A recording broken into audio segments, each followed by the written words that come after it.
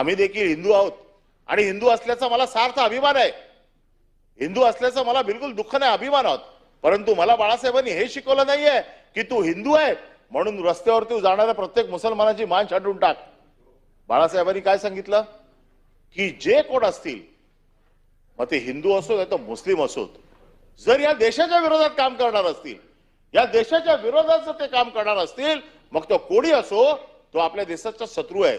दुर्दैवाने त्यावेळेला जे काय बॉम्ब झाले, ज्या काय गोष्टी झाल्या, याच्यामध्ये मुस्लिम समाजाचे लोक आढळले आणि म्हणून बाळासाहेबांची ती सगळी वाक्य त्यावेळेला होती।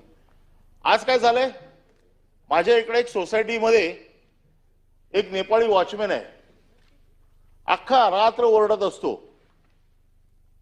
जागते रहो, आणि त्याला असं वाटतं की त्याच्यामुळे आम्ही सगळे सुरक्षित आहोत। तसा एक नेपाळी महाराष्ट्रात फिरतोय आणि त्याला असं वाटतं त्याच्यामुळे हिंदू धर्म टिकलाय, त्याचा असा समज झालाय। हल्ली काय शाल बिल घेऊन अशी म्हणजे समज झालाय। अरे त्यांच्या जीवावर नाही, हिंदू धर्म सांभाळायला आम्ही समर्थ आहोत, आमच्यात तेवढी ताकद आहे हिंदू धर्म सांभाळायची।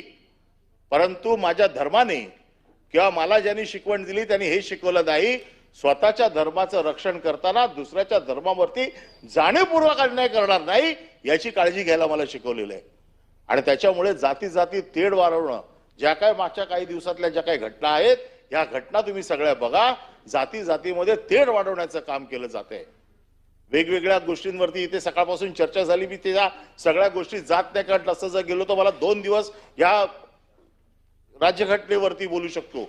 परंतु माझं म्हणणं असं आहे की ज्या घटनेने मला अधिकार दिलेत, त्या घटनेच्या माझ्या अधिकाराची पायमल्ली करण्याचा अधिकार ना मला आहे विरोधक म्हणून, ना सत्ताधाऱ्यांना आहे। हा कोणालाच अधिकार नाहीये, हा मला राज्यघटनेने दिलेला अधिकार आहे।